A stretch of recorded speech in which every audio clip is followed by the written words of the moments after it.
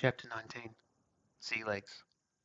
The king of Liansarun left Koby to think on his proposal, bidding him farewell, and leaving Koby to his breakfast. He was free to roam the city as an honorary citizen and meet again in the morning with his decision. Koby's mind was filled with doubt and worry about the idea of being king. He could hear Abe telling him to believe in himself as he pictured himself upon the blue throne and shook his head. He wasn't a king. He was barely able to talk to people, let alone lead them. Koby found the food he was served to be appetizing, save for the fact it was completely blue and foreign. It seemed to be different foods mashed together for easy consumption. Koby tasted one which was egg, bacon, and bread, all meshed together. It was appetizing, if not a little off-putting. He washed it down with blue orange juice and made his way through the keep. Koby decided to explore outside the keep. He navigated through the hallways via his mind link, through to an exit that opened up to where the city was. The grand expanse of the various shells rose high all around him, the largest in the distance towering above all the others. Intrigued and not knowing where else to go, Koby decided to make for it, to see what was there and whatever else was along the way. By the time he reached it, he thought, maybe he'd come to a polite way to say no to the king. Approaching the blue steps that led to a platform, he saw a group of fish people being carried through an air on what appeared to be a wave. Alarmed, he thought they were going to crash into him until it pivoted and stopped at the apex of the steps just before him. The blue people stepped off the rip and descended down the steps around him, giving him somewhat strange expressions. Koby hopped up the steps, remembering the rip that took him to the council chambers. Hovering in the air was an illuminated square. Its edges seemed to be dripping and falling away, yet it did not disperse. Koby tentatively stepped onto the platform. It seemed to brighten where his feet touched the surface, like a light source. He moved to the center, and without warning, the floating floor took off, throwing him onto his back due to the sudden acceleration. Frantically, Koby tried to find something to cling onto, but felt a strange sensation on his feet. Staring down, he saw the blue surface was gripping him in place, even as the blue board whirred through the sky. Slowly, Koby brought himself back up, amongst the G-forces that tried to push him back down. Through bleary eyes, Koby beheld the enormous blue city. The seashells were in their thousands, sitting upon metal beams that displayed them like glimmering trophies. Koby was in awe of the blue sun that sat atop the sphered roof of the city, akin to the one in the castle, except 100 times bigger. Set against the outskirts of the city was a sheer film that appeared like a bubble that kept the black surrounding water from getting in. Koby sailed onwards, unknowingly towards the center of Lianzaroon, where the largest shell in the city was displayed. He was almost thrown off his feet once more as the rip came to a sudden stop on the footsteps.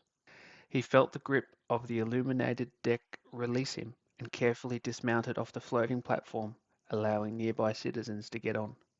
Koby looked around as hundreds of other rips floated through the city, seemingly creating their way without need of roads or regular transport. He watched them sail through the air as though schools of fish ducking and weaving through an underwater forest.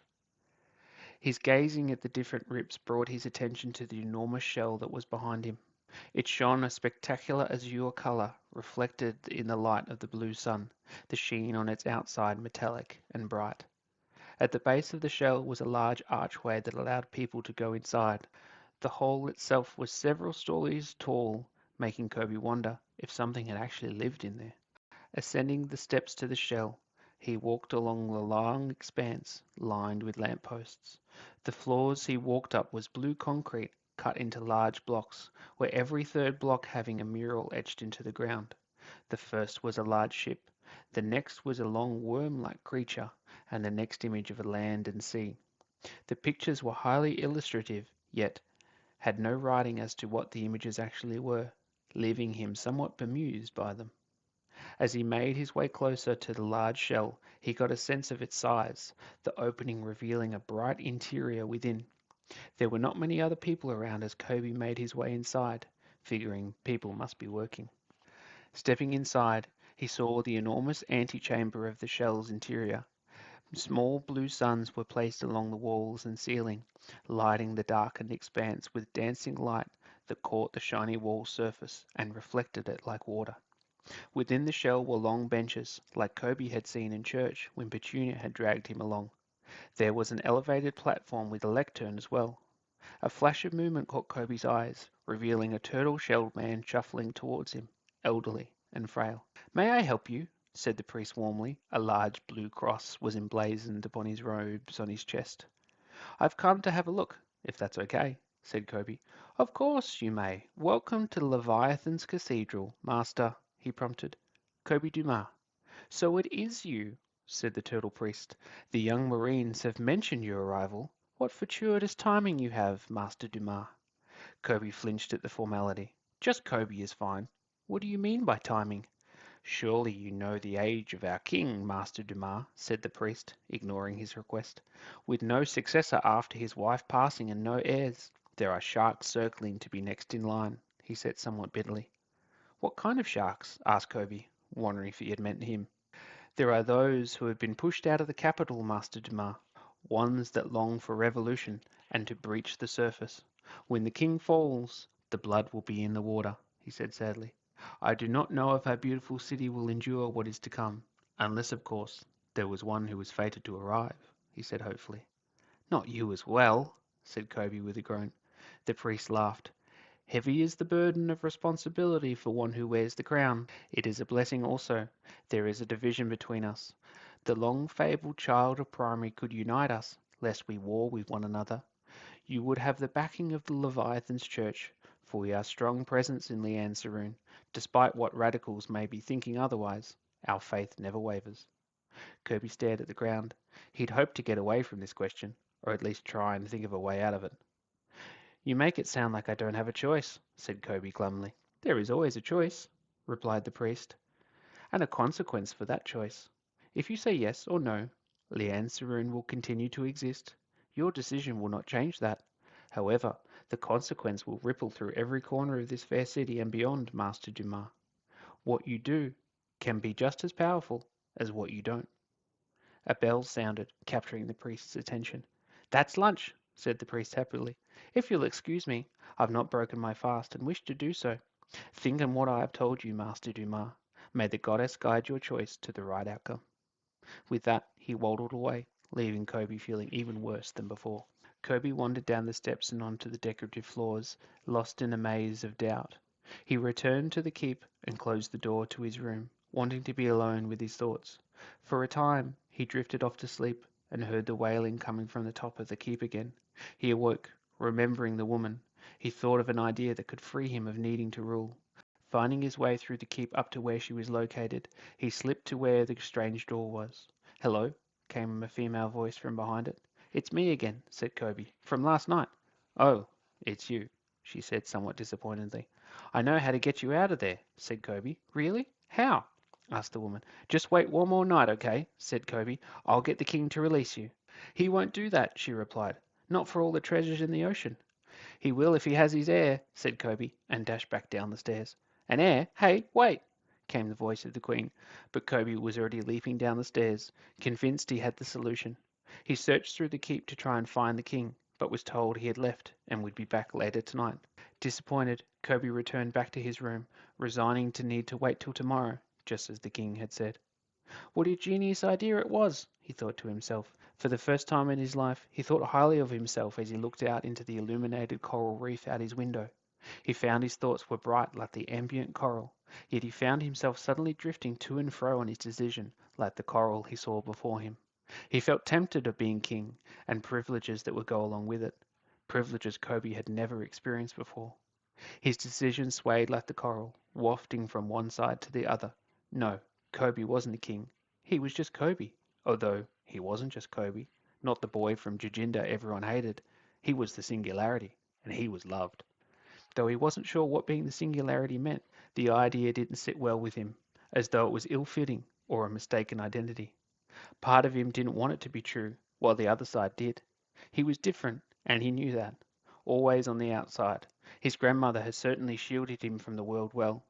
It seemed as though his life had been planned out for him, people in the background pulling strings and ensuring he stayed oblivious. Now it was all revealed. He now had to believe in himself, echoing the words of Abe. Maybe he could be king and rule over the fish people. Maybe he could get all the girls he wanted. Koby could feel himself losing grip on the situation and shook his head. This isn't me, he thought. I can't do those things. What if I could, though? He wrestled himself. Who am I really? Could I actually be that kind of person? Maybe I don't know who I am at all. Perhaps I was made to be king, he thought. Perhaps I was made to be nothing, came the reply from his unconscious. The two sides of himself grappled with the opportunity, unsure as to whether to take the power or to give it away. A knock at the door broke his concentration. A young male marine arrived. His Excellency has requested you to join him, Koby. Koby nodded and followed the marine through the keep, winding down several flights of stairs to reach a low level of the keep. A blue suns were dimmer as blue screens and clear tubes and things inside them appeared as Koby moved through the long room. Fish people in long blue coats moved back and forth between screens, tubes, and tables with strange things upon them.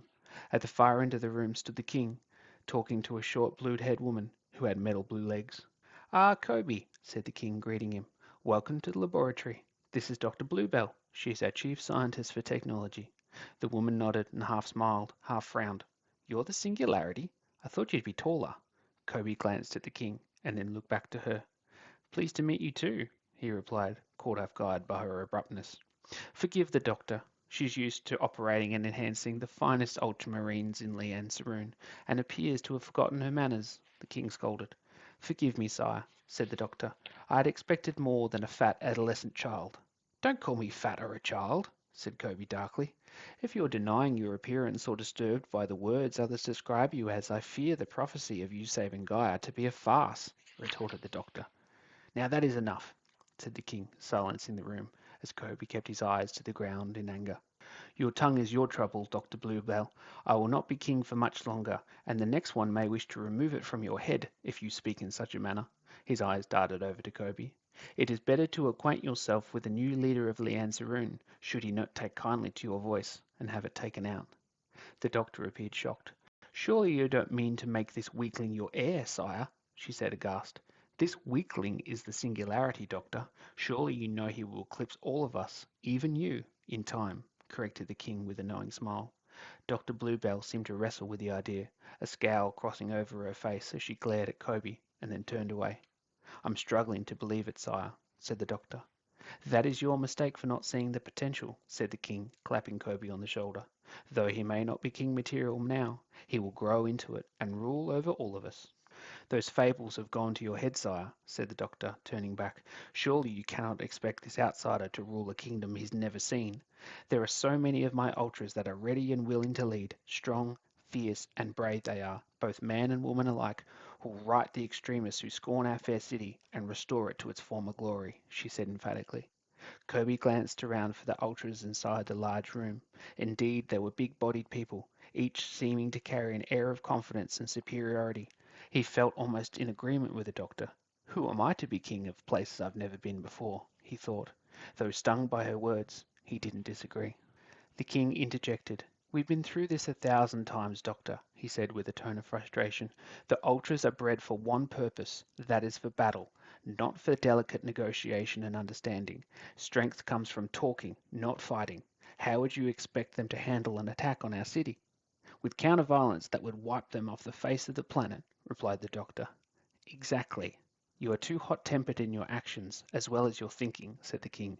An ultra would send us into war with every colour under the sun. No, it will not be. We need perseverance and steadiness. It shall be Koby. He has come here for that exact reason. I am sure of it. Koby did not expect the king to be so forthcoming with his request, and at the same time he wanted to show up the doctor who had ridiculed him. It came back to him, to the idea he had inside his room. I have a proposal, he said shakily. Oh yes? And what is that? Said the doctor suspiciously. Ignoring her, Koby continued. You are both right about me. I should be king, and I don't deserve to be king at the same time. So I propose to be made king temporarily, until a more suitable one can be found. One that meets the expectations of the king and the followers, he said, glancing between them and gaining in confidence. That is my answer, King Sidon. There was a long silence between the group. The king's eyes narrowed, appearing to be thinking it over, while the doctor turned away and then back again to Koby, as though seeing him in a different light. Personally, I think that's our best option we have, said the doctor somewhat reluctantly. Had your wife survived the accident, she would have been the best option to take over the rule, but she's been sorely missed. Koby as a stopgap till an adequate ruler is found will do just fine. Adequate? Repeated Koby. Be quiet, both of you, snapped the king, appearing weaker by the second. This is a most unorthodox request, Koby. I'm happy that you'd take the kinship, but to pass it on to another, I would worry it wouldn't be in the best people's interests. Let the people decide. Maybe the doctor here and I could be the ones who pick the next ruler, suggested Koby. Oh yes, my liege, please give me that honour. I think it would be big and brave and, began the doctor. Smart and patient, finished Koby with a smile. The king studied them suspiciously. It is a bold idea, I admit, putting you as the next ruler. Perhaps in the short term it will help bring us together. Yet we'll need one of our own to see that the future is bright for Liane Saroon. You plan on leaving one day, I take it? Koby nodded. A city does not fare well when its ruler leaves. A city does not fare well when its ruler leaves. I agree with your proposal, Koby. It shall be so, said King Sidon.